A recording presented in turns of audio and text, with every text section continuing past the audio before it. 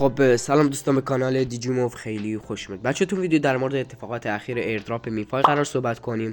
به خاطر انتقال شبکه که قرار بود توکن مینفای رو این شبکه لانچ بشه، حالا اومده اونو تغییر داده و حالا چی کار کنیم که شامل دریافت ایردراپ بشیم. توکنش رو چه شبکه‌ای لانچ میشه، حالا کی اسنپ شات میگیره، توکنش کی لیست میشه، قیمت هر توکنش چقدره، چجوری توکنمون رو برداشت بزنیم، به چه ولتی نیاز داریم، سازوکار اون ولته چجوریه، حالا کارمزد اون شبکه چقدره و از کجا تهیه کنیم، که تو ادامه ویدیو کامل اینا رو براتون توضیح میدم.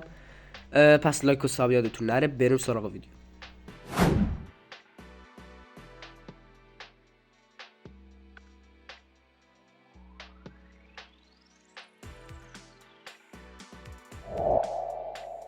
خب بچه همونطور که میدونید توکن مینفای قرار بود 9 اکتبر رو شبکه لینیا که میشه همون لایه دوم اتریوم، که اگه بخوام در موردش صحبت کنم یکم ویدیو طولانی میشه.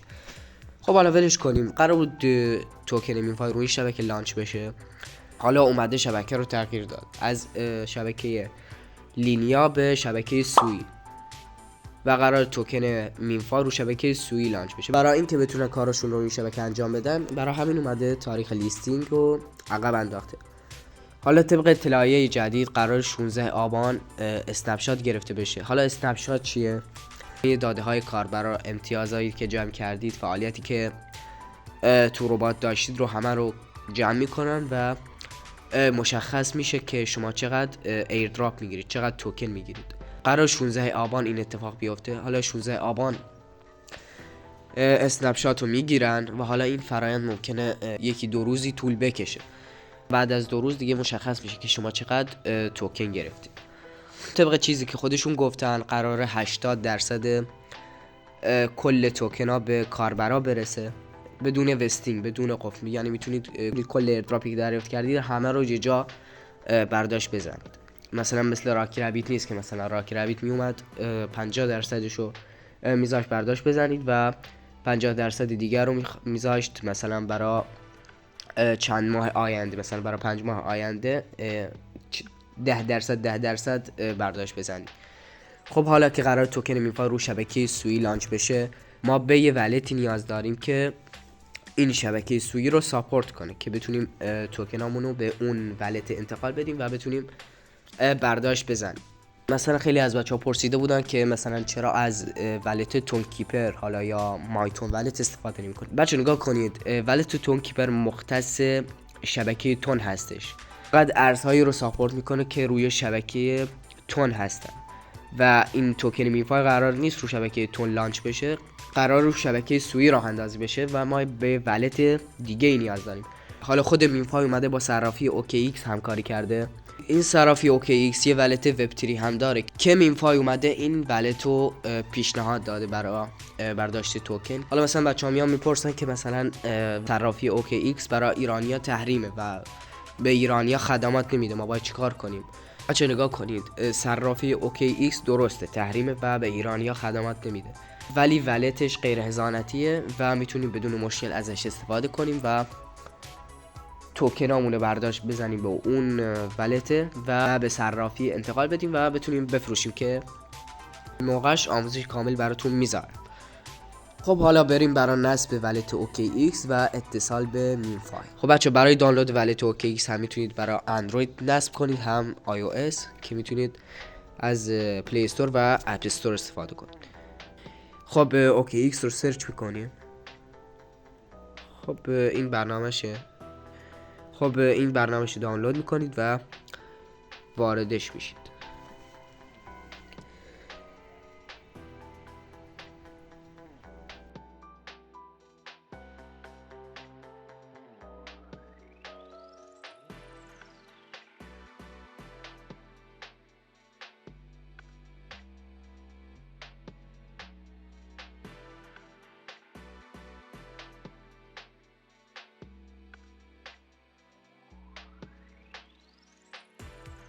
خب بچه دید مینفای تسک جدید آورده که با اتصال این ولت هم بهتون مقداری جایزه میده.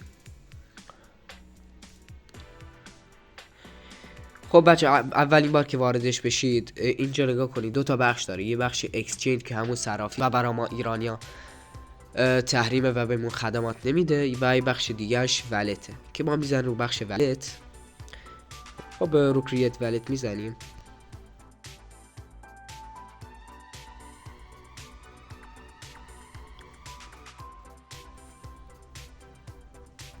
خب اینجا میتونید دست انگشتتون رو ثبت کنید برای اینکه سریعتر وارد بشید. خب اینجا داره ولت رو میسازه. خب ولتمون ساخته شد. خب اینجا باید بکاپ بگیریم که اگه بکاپ نگیریم نمیتونیم کاری انجام بدیم. اول باید بکاپ بگیریم. حالا بکاپ برای چیه؟ برای اینکه مثلا اگه گوشیتون حالا خدای نکرده مشکلی برای گوشیتون پیش بیاد، مثلا برنامه رو حذف کردید یا حالا یا اتفاق بیفته ولتتون رو از دست ندید و بتونید دوباره ولتتون رو برگردونید. حالا میتونید هم تو گوگل درایو بکاپ بگیرید و هم میتونید از کد استفاده کنید که ما هم میخوایم از کدها استفاده کنیم. روی گزینه کانتینیو میزنیم و اینجا 3 تا سوال میپرسه که روی این گزینه ها میزنیم.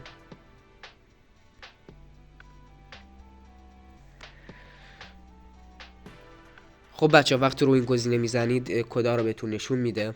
نمیتونید اسکرین شات بگیرید، سعی کنید حالا یا با یه گوشی دیگه عکس بگیرید یا کدا رو طبق اون عددی که پشتش زده روی کاغذ یادداشت کنید و یه جایی نگه دارید.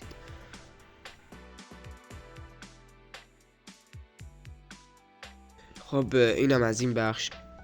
خب حالا وارد ربات مینفای بشید. خب بچه تسکش اینه، روی این میزنید.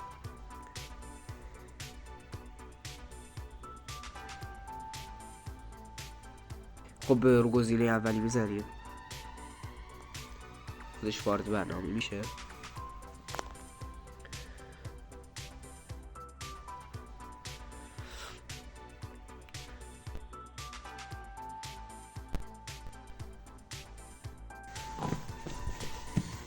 خب بچه رو گزینه کانکت ولت میزنید. خب رو گزینه کانفیرم میزنید.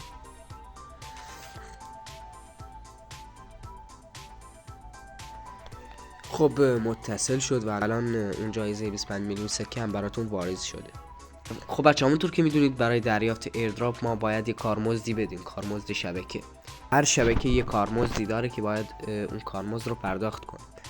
مثلا بقیه ایردراپ هایی که توکنشون رو شبکه تون راه اندازی شد، مثلا تون کارمزد میگرفتن، باید تون کارمزد پرداخت میکردیم، ولی توکن این چون رو شبکه سوی هست احتمالاً باید کارمزد رو با خود توکن سوی پرداخت کنی که الان بهتون نشون میدم.